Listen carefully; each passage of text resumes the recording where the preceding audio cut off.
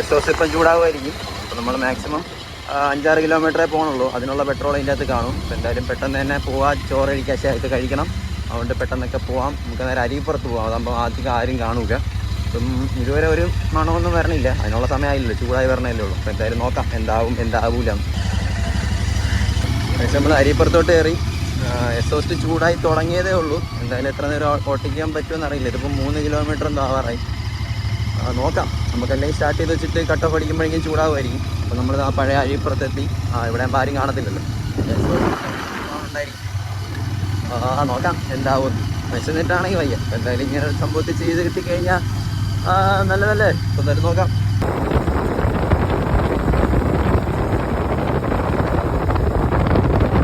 പക്ഷെ നമ്മൾ വണ്ടി ഓണാക്കി തന്നെ വെച്ചിട്ടുണ്ട്. ഇപ്പോൾ ചൂടായതേ ഉള്ളൂ. 6 കിലോമീറ്റർ ഓടിയിട്ട് ഇപ്പോഴാണ് ഒന്ന് സെറ്റായത്. ഇപ്പോൾ നല്ല ചൂടായിട്ടുണ്ട്. ഫോയിൽ പേപ്പർ ചൂടായി.